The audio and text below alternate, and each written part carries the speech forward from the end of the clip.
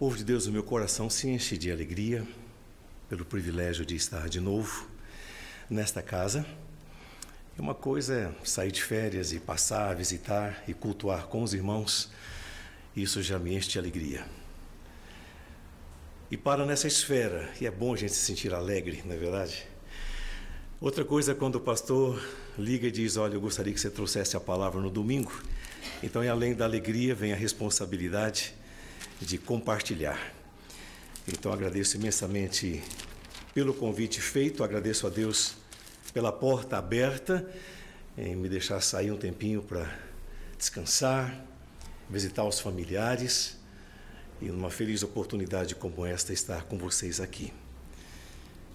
É um povo que Deus resolveu colocar na nossa vida para ajudar a tratar o nosso coração. E tem sido assim. Eu tenho podido acompanhar boa parte da sua história, desde que daqui saímos. Então, como Deus tem sustentado em todas as coisas, e fico vendo os programas, os eventos dos quais vocês participam, e fico pensando como deve ser gostoso, né? Eu me esforcei em todos os sentidos que pude, querida Mirna, para estar aqui na sua apresentação. Queria muito, e já não é a primeira vez que eu estou querendo fazer isso. Então já pedi que me avisem com antecedência, porque eu quero pegar o primeiro banco para ver. Eu louvo a Deus por ter no meio dessa cultura alguém cujo coração está nas mãos de Deus. E você pode conviver a ponto de influenciar para a glória de Deus. É só assim que a nossa vida faz sentido.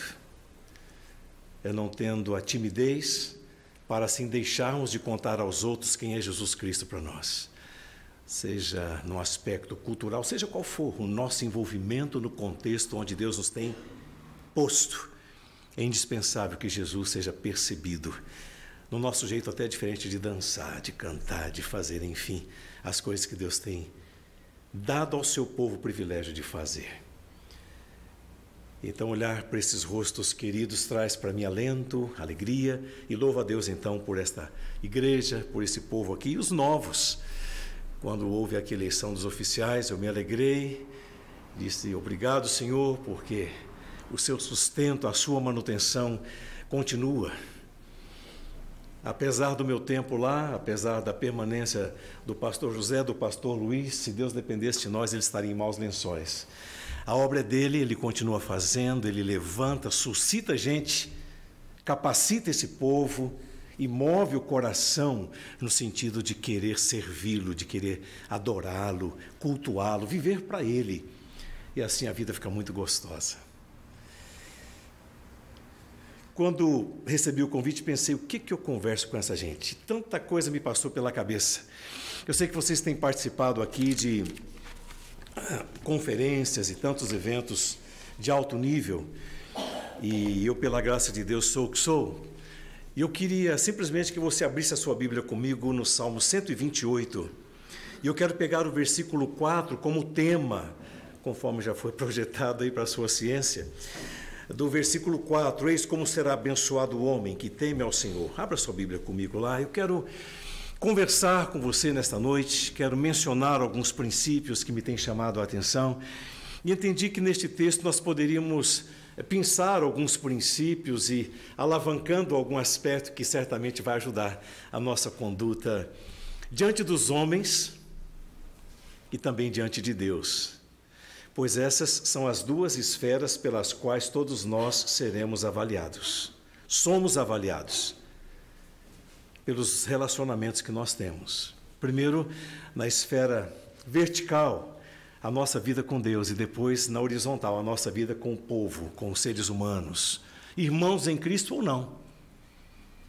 Como eu lido com o crente ou com o incrédulo, Deus está de olho em tudo isso. E é pela maneira como nós nos relacionamos que cada um de nós será julgado. Quem é Deus na nossa vida, no nosso relacionamento com Ele? Quem são os outros, irmãos ou não, no contexto onde Deus nos tem inserido?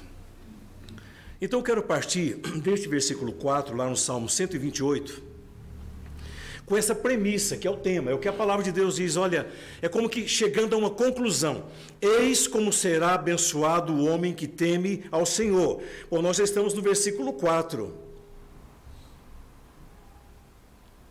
Então nós já tivemos os versículos 1, 2 e 3 dizendo que a bênção do Senhor é algo muito específico e especial, que flui de maneira bem específica, num tempo específico, e depois vai falando como é que isso vem, como que isso nos alcança, como que isso faz diferença na nossa vida, e chega-se a uma conclusão no versículo 4. Veja só, presta atenção.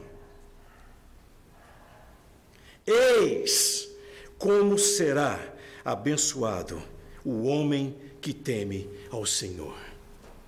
É fácil falar em Senhor, em bênção, em temor, numa série de coisas, mas o conjunto da obra aqui vai dizer que nós verdadeiramente seremos abençoados a partir de uma postura que se adota, que se desenvolve, se ela for de acordo com aquilo que Deus tem estabelecido para os seus.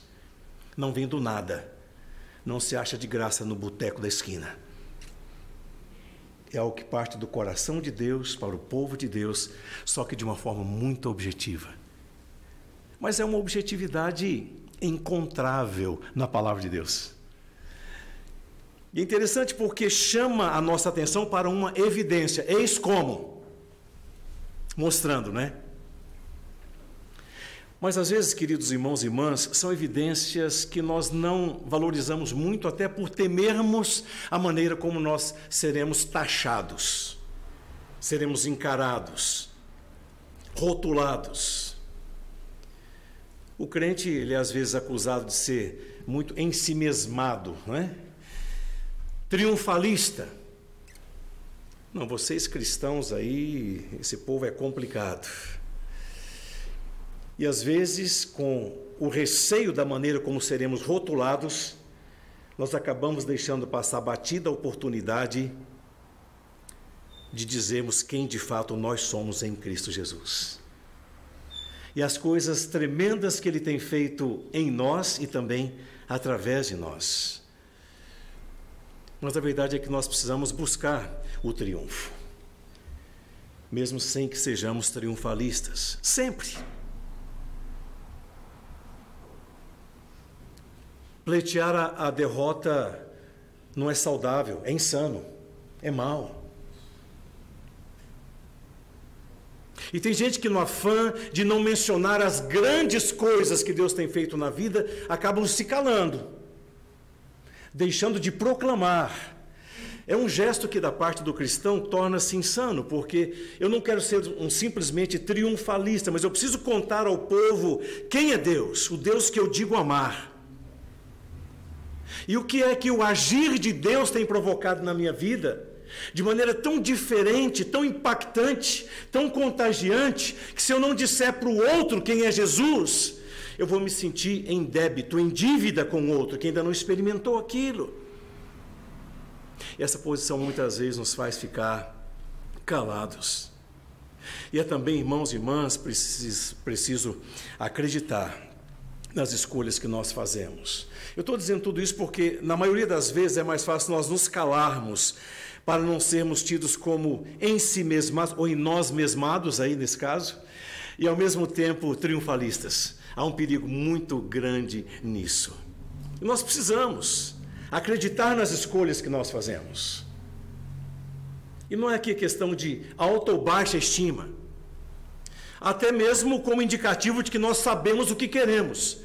Porque se eu não acredito naquilo que eu digo querer, que crédito é esse que eu estou atribuindo ao que eu mais digo querer?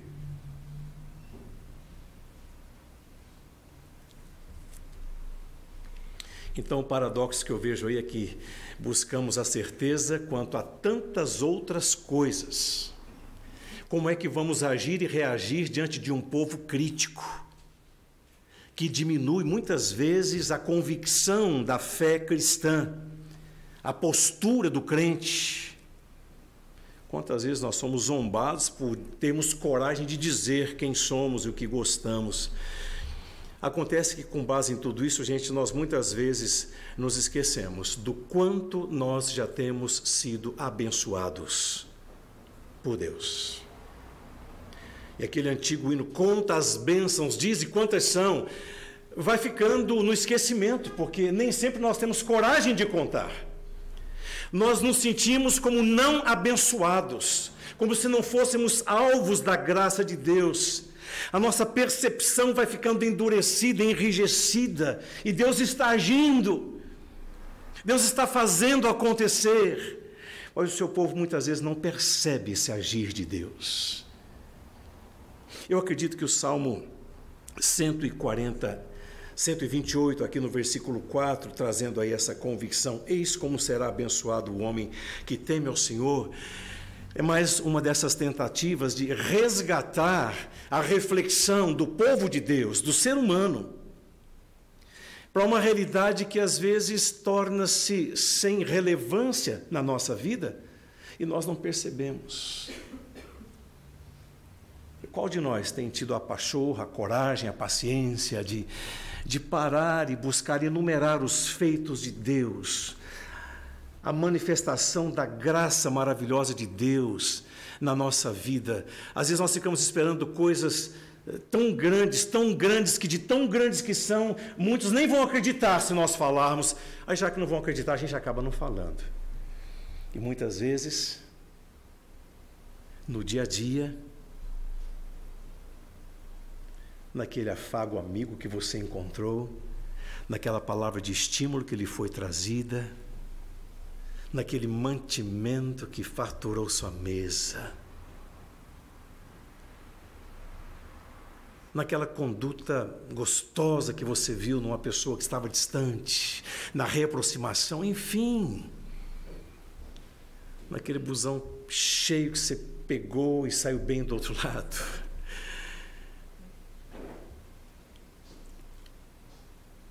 Eu queria, neste ato com vocês, apenas relembrar algumas coisas em relação ao quanto nós somos abençoados, falando um pouquinho sobre o quando e o como. A preocupação que nós temos com o quando é uma coisa extremamente perniciosa. Nós, às vezes, deixamos de prestar atenção no conteúdo das coisas, porque nós não sabemos quando é que elas vão acontecer. Nós somos como que escravos do tempo.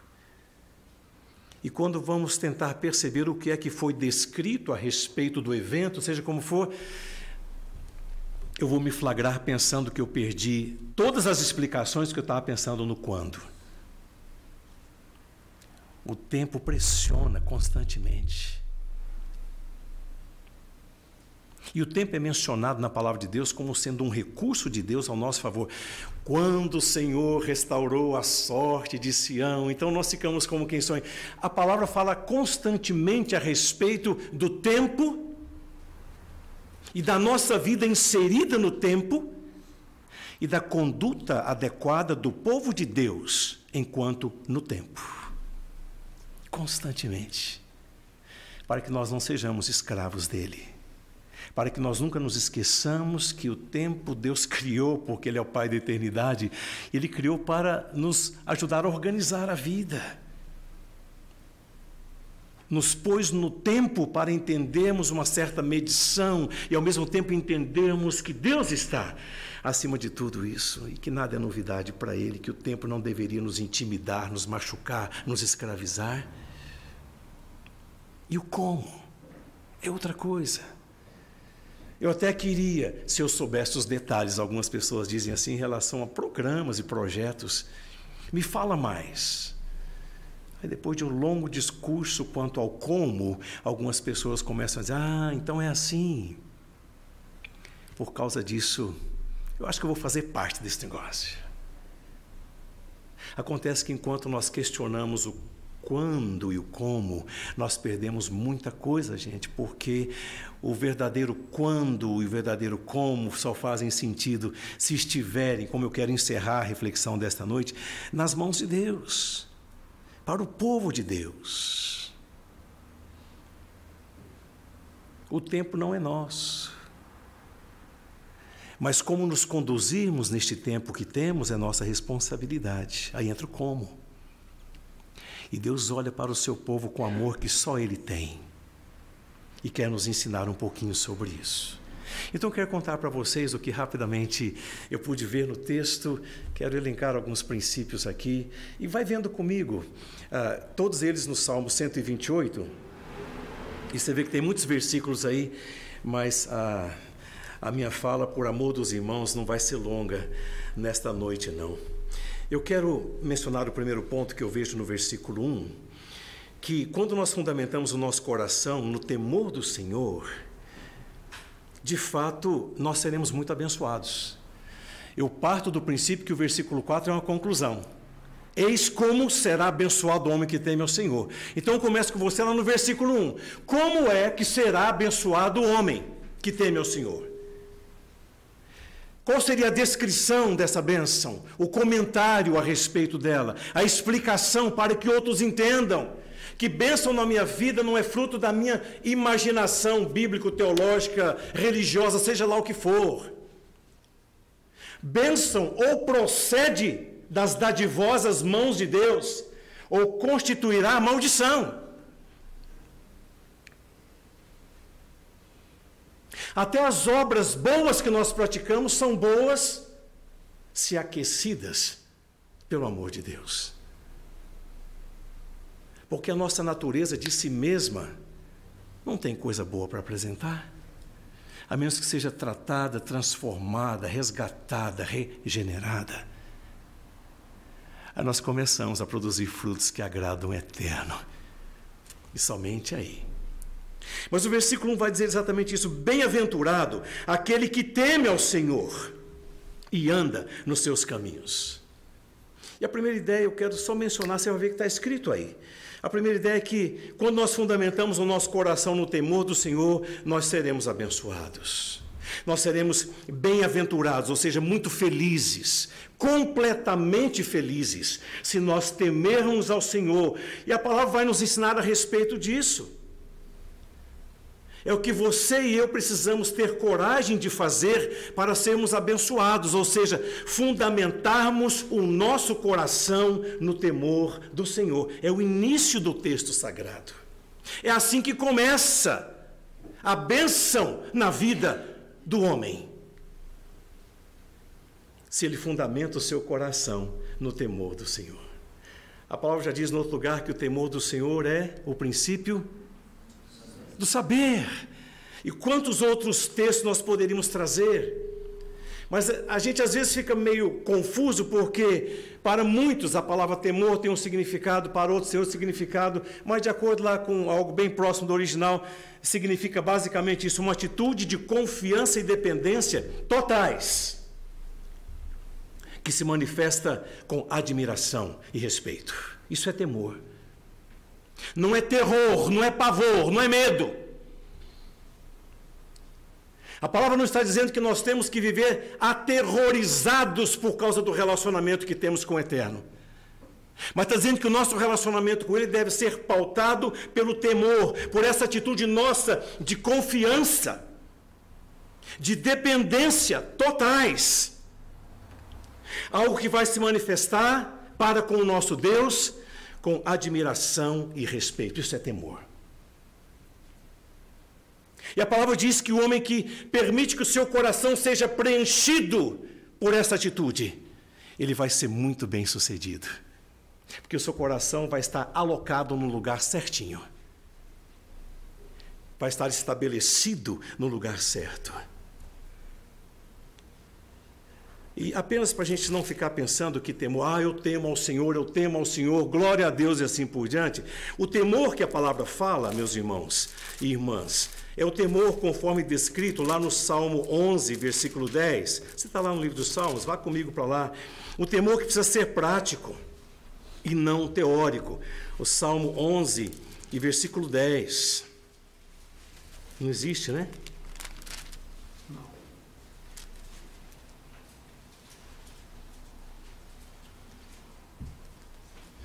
A ideia básica que eu mencionei é que precisa ser prático e não teórico, mas se você não encontrar, está correto, que na minha Bíblia também não tem, não. Mas a ideia de que não adianta pensarmos em temor como aquela coisa bonita que nós aprendemos, temos que temer ao Senhor, temos que manifestar, temos que falar sobre esse temor. e depois eu vou procurar e conto para os irmãos qual é o texto. Mas a ideia básica aqui para você, talvez nem seja novidade, eu espero que não, é que quando Deus fala sobre temor, Ele vai falar sobre a necessidade de uma vida diferenciada, de algo que se manifesta, de algo que faz diferença. Fala, esposa. Oi? 111? 111, 10. Aí, ó. Por que vocês acham que eu trouxe a Cíntia comigo? 111, 10. Eu digitei um a menos aqui, me complicou. O temor do Senhor é o princípio da sabedoria. Falando desse mesmo temor. E revelam prudência a todos os que praticam o quê? Você viu o que é o temor? Então, todos os que o praticam. Fala de alguma coisa que é perceptível, que é detectável. Não é o temor do discurso, das orações bonitas, de coisas que encantam aos outros, mas não mexe com o coração de Deus, porque Deus conhece o nosso coração. Eis como será abençoado o homem que teme ao Senhor, o homem que pratica aquilo, e nós vamos ver no texto daqui a pouco, daquele relacionamento que tem com o Senhor. Eu o temo, eu o admiro, eu o reverencio, eu o adoro. Ele provoca em mim uma admiração profunda, uma confiança enorme. Eu dependo dele. Aí eu digo, eu o temo. Agora, como é que eu manifesto esse temor enquanto eu estou vivendo na prática do dia a dia? Então, quando nós fundamentamos o nosso coração no temor do Senhor, a nossa prática será também trabalhada. E se você volta comigo, ou vai comigo para Provérbios, capítulo 1, versículo 7, é um texto que nós até já mencionamos aqui, falando. E é curioso isso, porque vai dizer que desprezar esse temor é o mesmo que desprezar a sabedoria, é o mesmo que desprezar o conhecimento, é a mesma ideia. O temor do Senhor é o princípio do saber, mas os loucos desprezam a sabedoria, desprezam o ensino, Provérbios 1:7. Sem a boa teoria, sem a boa doutrina, onde é que nós vamos chegar, senão numa conduta equivocada? E a doutrina do meu Deus, aquele que eu digo amar, ela não vai afetar a minha vida, se eu não for de fato impactado pelo temor que eu preciso ter a Ele. Algo prático, vivencial. E assim as pessoas vão dizer, de fato, essa pessoa é coerente entre o que fala e o que vive. E é isso que nós somos chamados. E eu pensei ainda, indo lá para o Novo Testamento, o primeiro dos Evangelhos, Evangelho segundo Mateus, no capítulo 27. Achei interessante essa colocação do Espírito Santo. Mateus 27 e versículo 54.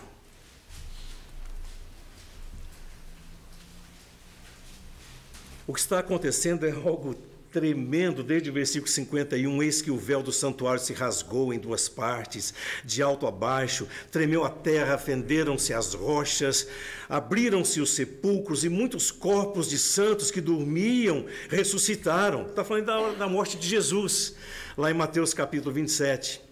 E saindo dos sepulcros depois da ressurreição de Jesus, entraram na cidade santa e apareceram a muitos. Que coisa confusa, complexa, diferente.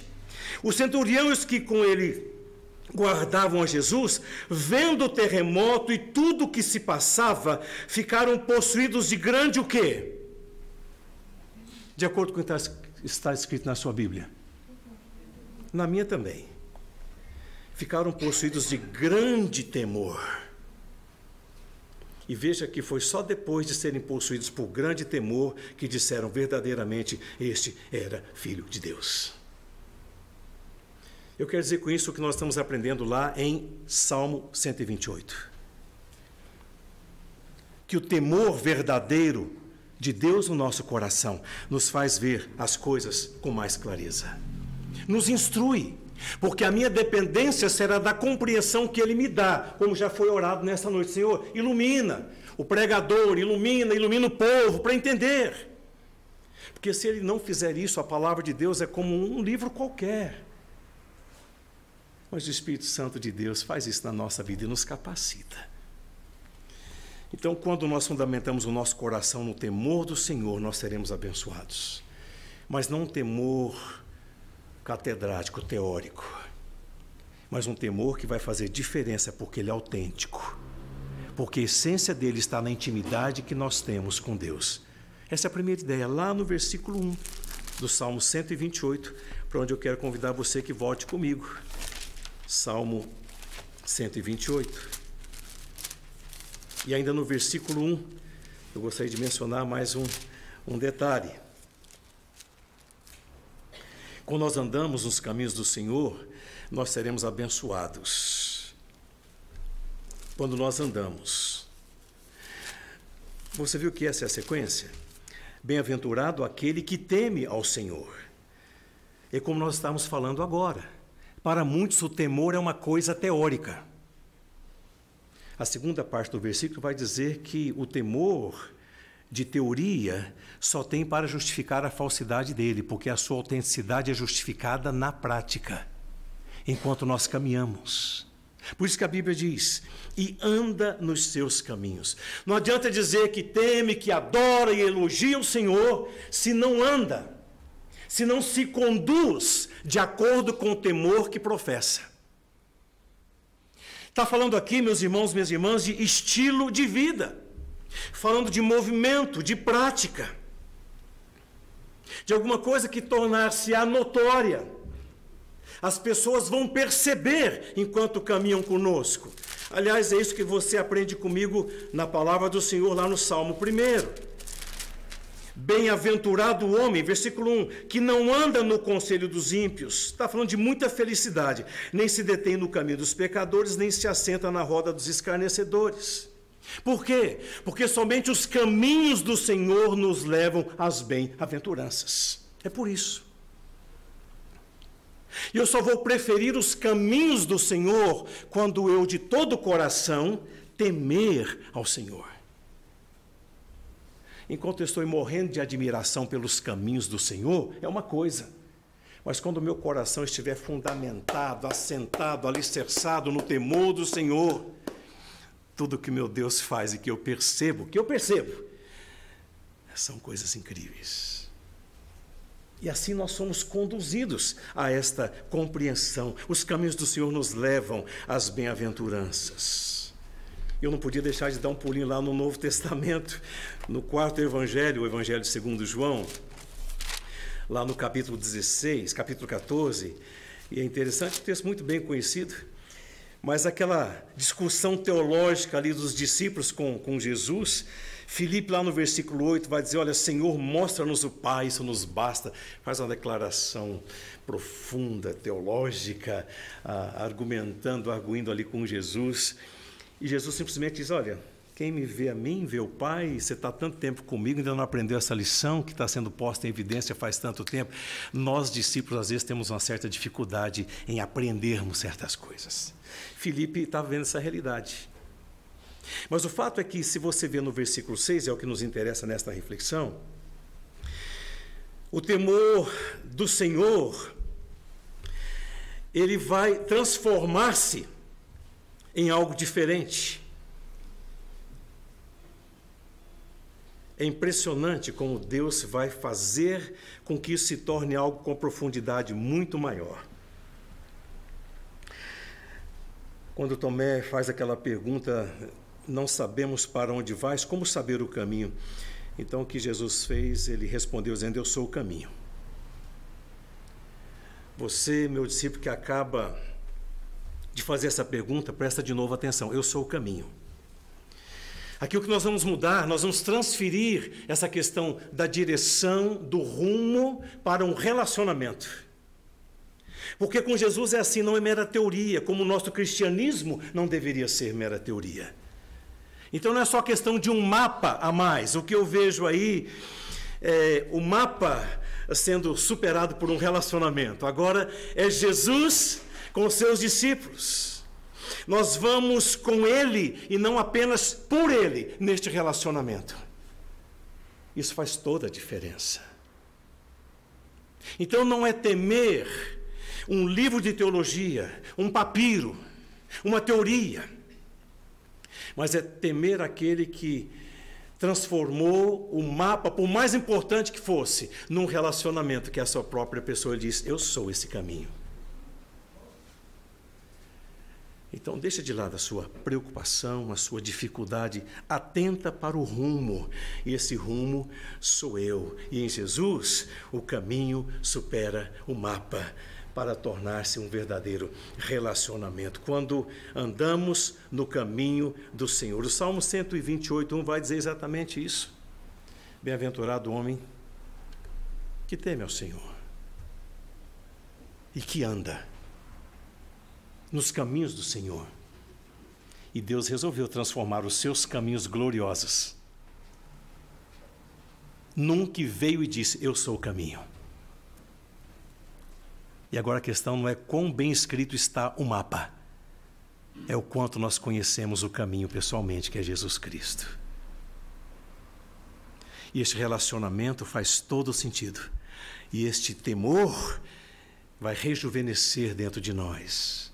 Vai pegar uma nova dimensão, vai entrar em ebulição novamente no nosso coração, quando nós entendemos quem é de fato este caminho, a quem eu temo. Eu espero você também tema. Volte comigo para o Salmo 128. Então, a primeira ideia que eu mencionei, que queria conversar com a igreja, é que quando nós fundamentamos o nosso coração no temor do Senhor, nós seremos abençoados. A segunda é que não basta ser uma fundamentação teórica, nós temos que andar nos caminhos do Senhor, exibindo os efeitos do temor que o nosso coração diz abrigar.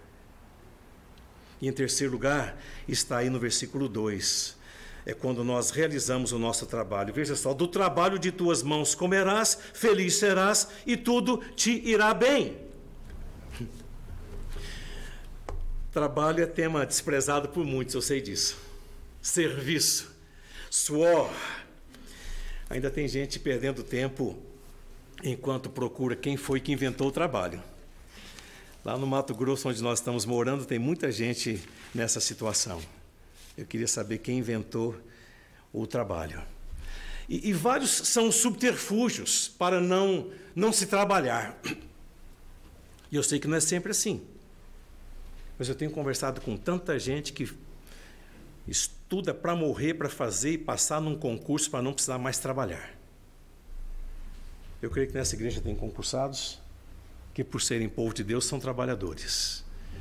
Mas tenho conversado com muitos que diziam: pastor, o meu sonho era passar num bom concurso para sossegar.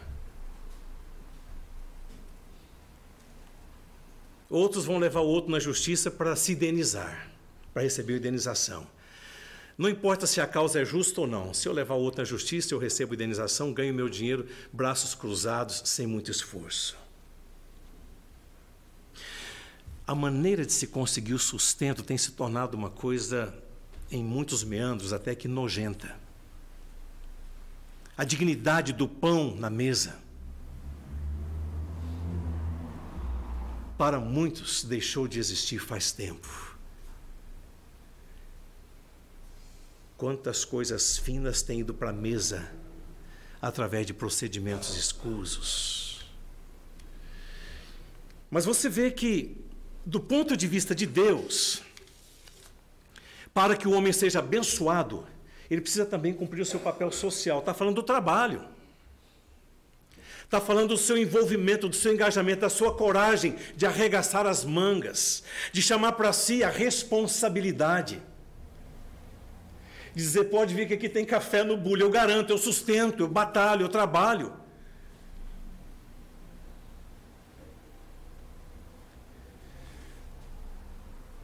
O povo de Deus é chamado ao trabalho dentro e fora dos templos. Porque o reino de Deus envolve todas as esferas da existência humana, inclusive a sua capacidade, a que cada um de nós tem, e a necessidade de sermos profissionais excelentes. Porque o Deus a quem nós servimos é um Deus de caráter excelente. É lamentável percebermos como muita gente ainda usa como desculpa a dificuldade que teve com a igreja, com o pastor, com a liderança, com o culto, com a vigília, para chegar no outro dia e apresentar um trabalho lamentável na empresa. Essa é uma desculpa que Deus não aceita. Ai daquele profissional que chega arrebentado no dia seguinte, porque não percebeu que já era hora de dormir, de descansar, de estar pronto para desempenhar bem a sua função no dia seguinte, mesmo tendo ele, às vezes, um patrão pagão. Porque é exatamente diante desses que o povo de Deus precisa tornar-se exemplo. Não dá para parar de falar que nós temos que apresentar um trabalho excelente, porque o Deus a quem nós servimos é um Deus de caráter excelente. Fazer tudo com excelência deveria ser a demanda da nossa conduta. Eu preciso compartilhar, estudar, trabalhar, seja o que for, com excelência. Aí a Bíblia diz que quando isso acontece, olha só este versículo: feliz serás, e tudo te irá bem. Irmãos, nós temos andado o suficiente, Brasil e fora dele, para vermos em templos onde se reúne um povo chamado povo de Deus, gente discutindo qual a melhor maneira de trabalhar menos para ganhar mais. Enquanto que Deus está dignificando essa coragem que Ele pôs nos seus. Do trabalho de tuas mãos comerás. Essa tendência não é nova. Tem gente que pensa que, eu sou filho do rei, esse não é o discurso que a gente ouve muitas vezes? Eu sou filho do rei, o meu negócio não é ser cauda, não, seja lá o que for. São tantos argumentos tão lamentáveis que não vale nem a pena enumerá-los aqui. Mas o fato é que, com base naquilo que algumas pessoas dizem ser, a quem essas pessoas dizem servir, parece que não está nem aí com a situação. Porque Deus age de forma diferente. Ele nos fez para o trabalho. Isso é digno aos olhos do nosso Criador e do nosso sustentador. E vai dizer que quando nós fazemos isso com temor a Deus, porque foi Ele quem criou o trabalho, se alguém está procurando, já está aí o Criador do serviço, a Bíblia diz no versículo 2, felizes e bem-sucedidos serão aqueles que chamarem para si a responsabilidade de trabalharem direito. Agora, já faz tempo que essa tendência de se render ao ócio, à preguiça, faz parte da vida nas igrejas. Eu queria apenas conferir uma realidade que o Espírito Santo levou o apóstolo a escrever sobre ela, porque faz tempo que esse negócio está acontecendo. Lá em 1 aos Tessalonicenses, no capítulo 4, 1 aos Tessalonicenses, capítulo 4, só para entendermos bem essa ideia que está lá no Salmo 128, capítulo 4 e versículo 11. O que vem desde o versículo 9 é um elogio enorme. Em 1 Tessalonicenses, capítulo 4. No tocante ao amor fraternal, não há necessidade de que eu vos escreva, porquanto vós mesmos estáis por Deus instruídos que deveis amar-vos uns aos outros. Que bênção! Aquela igreja sabia disso e já estava praticando isso. Versículo 10. E na verdade estáis praticando isso mesmo para com todos os irmãos em toda a Macedônia. Contudo, vos exortamos, irmãos, a progredirdes cada vez mais. Ou seja, está indo muito bem, obrigado. Mas não parem aí. Precisa haver um progresso. E vejam a linha do progresso necessário na igreja em Tessalônica. E a diligenciardes por viver tranquilamente, cuidar do que é vosso e fazer o que mais? E trabalhar com as próprias mãos, como já tinha sido ordenado. Maravilhoso o texto sagrado que o pastor Luiz leu, falando da postura de uma igreja que resolveu abençoar o homem de Deus e a obra de Deus, enquanto ofertava. E naquela época, muitos chamados, entre aspas, homens de Deus, começaram a surgir, querendo desfrutar das mesmas benesses. E a igreja primitiva sofreu muito com isso, porque muita gente chegava e dizia, eu sou do Senhor, sou servo do Senhor, então me dá pouso, me dá comida, etc., pensão difícil, e as pessoas iam só desfrutando daquilo. A igreja primitiva viveu essa realidade triste. Desde aquela época tem gente que gosta de dar esse jeitinho. Eu não sou, mas falo que sou, acabo tendo casa e comida, está tudo bem. Faz tempo que isso acontece. Então, a orientação do Espírito Santo para a igreja de Deus trata de trabalhar. Observe com seriedade este mandato. Isso que Deus tem dito àqueles que dizem amá-lo. Então estava indo tudo bem, mas havia uma exortação, um encorajamento a que progredissem ainda mais. Este progresso incluía exercerem com dignidade o seu papel como trabalhador. Agora, com a exortação dessa dada pelo Espírito Santo, parece que estava tudo resolvido, não é verdade? Mas se você vai comigo para a segunda carta, vai ver que não foi assim que aconteceu. Veja só, capítulo 3.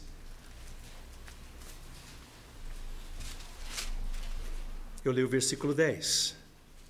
Porque quando ainda convosco, vos ordenamos isto. Olha só.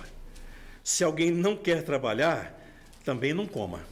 Isso já tinha sido dito, embora nós não tivemos esta frase cunhada desse jeitinho na primeira carta, mas a Escritura está dizendo que essa fala já tinha ocorrido lá em Tessalônica. Já tinha sido dito isso antes. Quem não trabalhar, então que não coma.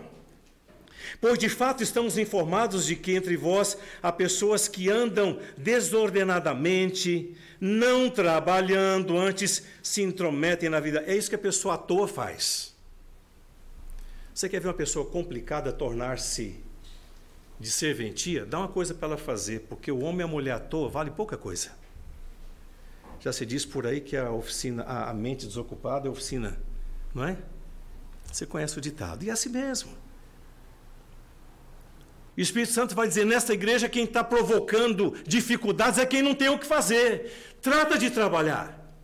Exerça com dignidade o seu trabalho. Versículo 12. A elas, porém, determinamos e exortamos no Senhor Jesus Cristo que, trabalhando tranquilamente, comam o seu próprio pão. E assim por diante. Você volta comigo para o Salmo 128?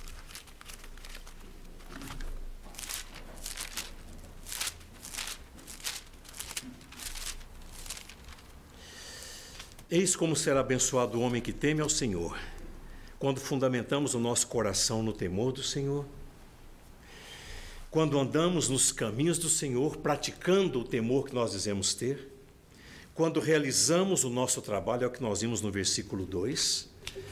No entanto, no versículo 3, eu vou dizer quando fizermos nossa família funcionar direito. Não quero me deter aqui, porque é uma questão de família, extremamente importante, mas eu quero apenas realçar o que o texto está dizendo.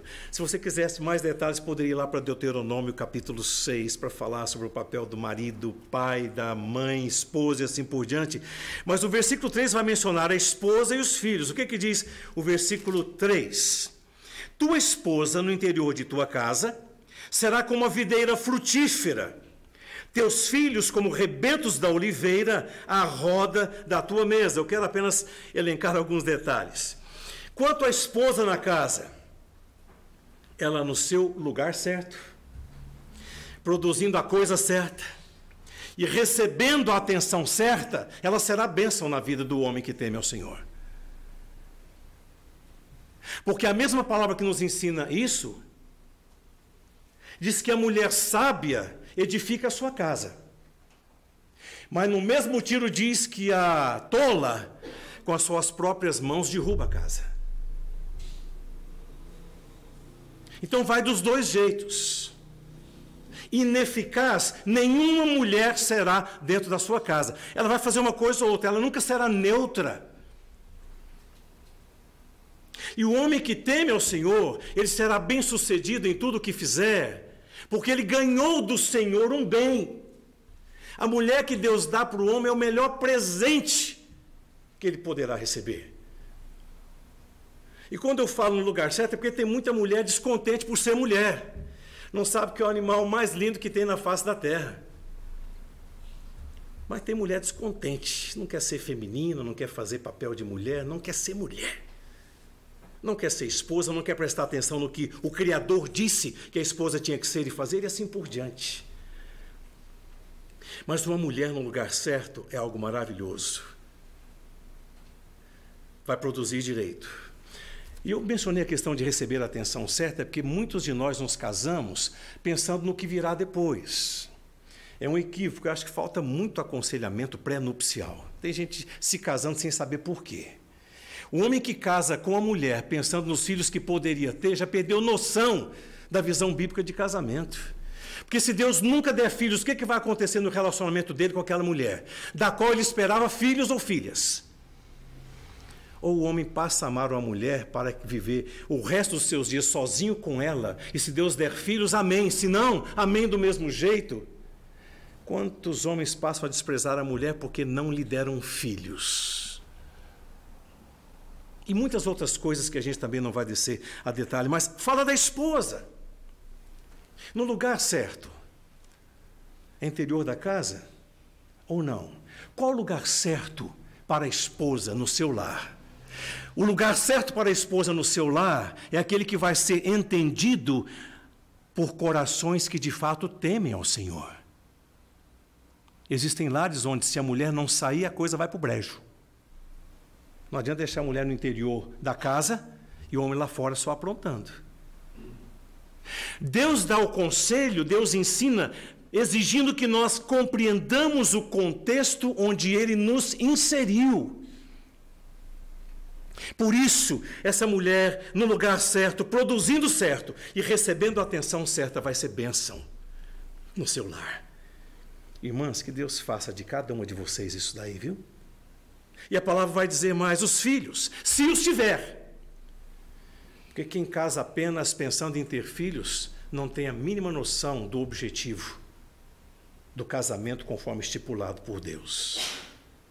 Mas se tiver, a Bíblia vai falar desses filhos viçosos como o rebento, aquele broto viçoso, aquela coisa bonita, que manifesta a vida, que vai falar da perpetuação desse amor que os filhos em vindo viram nos seus pais e vão querer repetir aquilo. E tem coisa mais bonita do que você ver o seu filho, a sua filha se casando e dizendo: eu preciso ter coragem e achar o caminho de imitar o que o meu pai foi na minha casa ou o que a minha mãe foi na minha casa.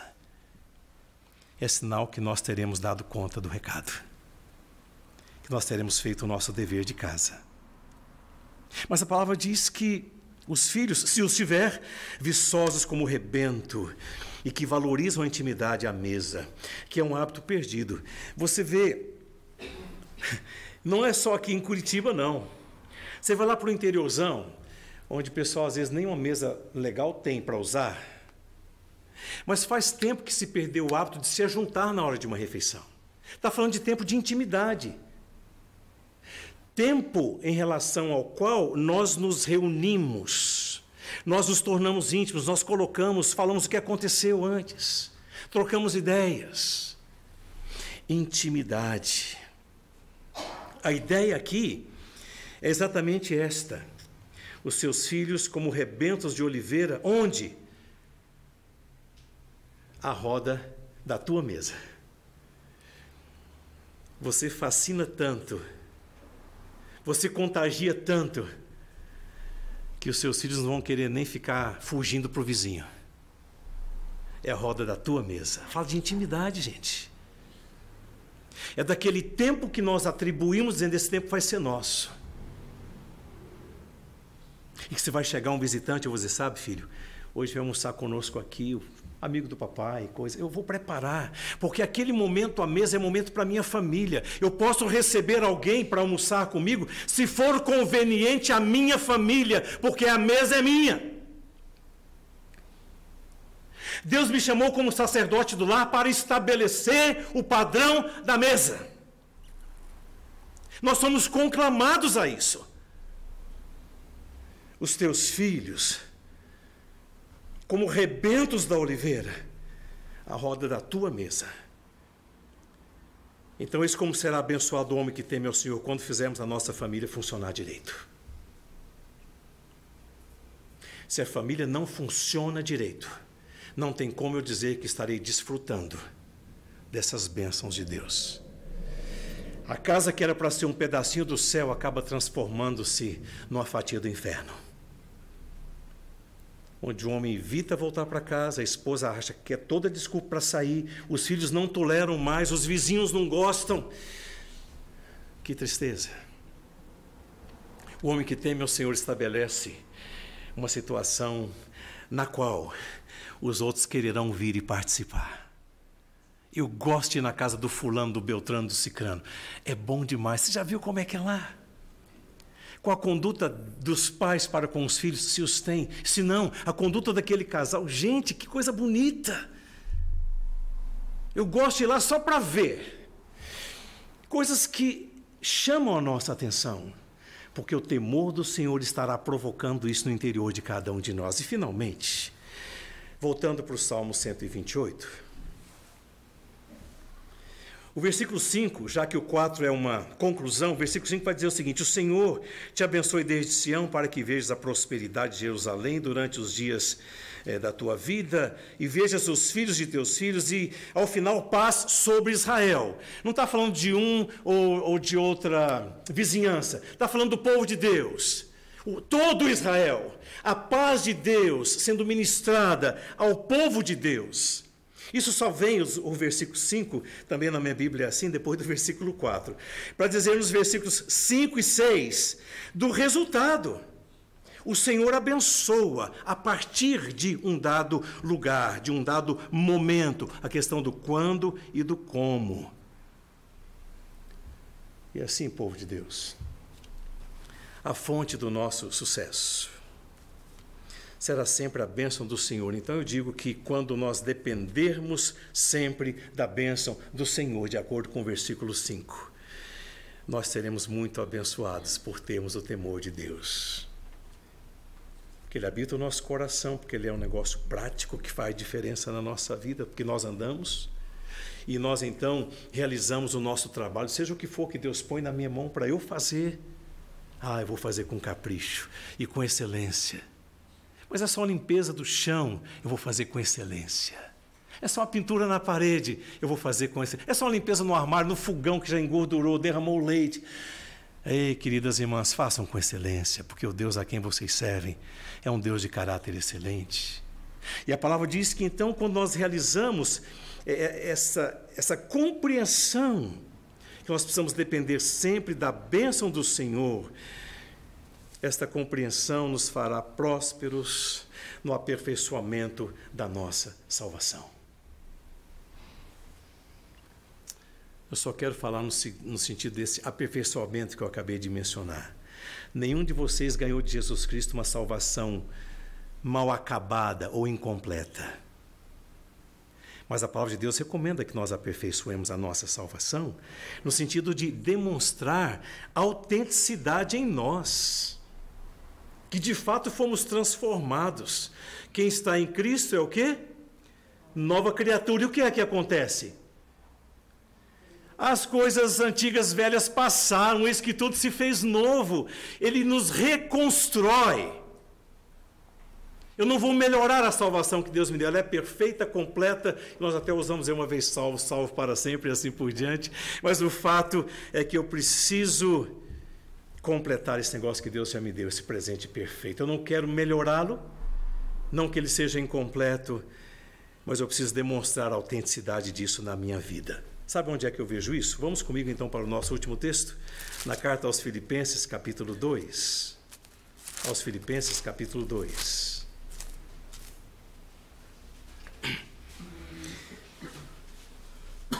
Filipenses, capítulo 2. Antes de você examinar o texto, pensa comigo da seguinte maneira. Alguns até já sabem o que o texto vai dizer. Mas se é Deus quem efetua em nós tanto o querer quanto o realizar, e tudo isso Ele faz segundo a sua boa vontade, perfeita, agradável e tudo mais, qual tem sido o papel do temor do Senhor no desenvolvimento da nossa salvação? Qual tem sido o papel do temor do Senhor que nós professamos no desenvolvimento da nossa salvação. Vamos comigo para Filipenses, capítulo 2, versículos 12 e 13. Eu queria até convidar você para que lesse comigo. Vamos ler a uma só voz, versículos 12 e 13. Vamos lá? Assim, pois, amados meus, como sempre obedecestes, não só na minha presença, porém muito mais agora na minha ausência, desenvolvei a vossa salvação com quê? E tremor, porque Deus é quem efetua em vós tanto querer segundo o quê? Segundo a sua boa vontade. Entenderam o porquê da minha pergunta, irmãos e irmãs? Então, se é Deus quem efetua em nós tanto o querer como o realizar, e tudo isso a Bíblia diz é de acordo com a sua boa vontade, e mencionou a palavra temor, então eu pergunto, qual tem sido o papel do temor do Senhor no desenvolvimento da nossa salvação? Então vem a conclusão. E o versículo 4 diz: eis como será abençoado o homem que teme ao Senhor. Ele já fez tudo o que precisava ser feito para que você e eu fôssemos muito abençoados e bem-aventurados e muito felizes. Ele só disse o seguinte: meu filho e minha filha, está tudo à sua disposição na prateleira. Só presta atenção nas condições para você receber isso, porque há condições. A primeira, quando fundamentamos o nosso coração no temor dele.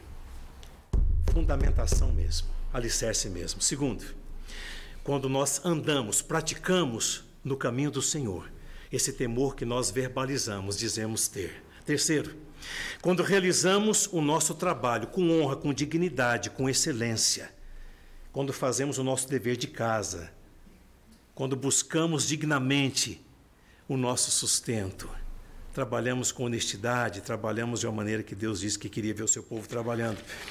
Quarto, quando fizermos a nossa família funcionar direito. Mesmo porque se a família não funcionar direito, a igreja que vai ser o retrato disso vai ser uma igreja complicada. Nós influenciamos para uma igreja bonita segundo o coração de Deus quando nós investimos em lares bonitos e segundo o coração de Deus, porque a nossa casa vai sempre desembocar no templo. Quando nós nos ajuntamos com outros e nos chamamos de igreja. E, finalmente, quando dependermos sempre da bênção do Senhor. Não queiramos ser isso ou aquilo na nossa própria força. Não sejamos como tantos por aí distribuindo bênção. Ah, a bênção que eu quero é do pastor tal, do fulano tal, da irmã tal, da tia tal, da avó tal. Bênção desse, bênção daquele.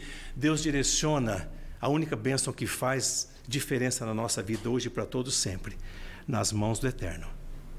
E que Ele nos abençoe. E que Ele nos faça perceber isso, que como povo de Deus, nós temos mais é que entender e desfrutar de verdade. Eis como será abençoado o homem, a mulher que teme ao Senhor. Deus abençoe.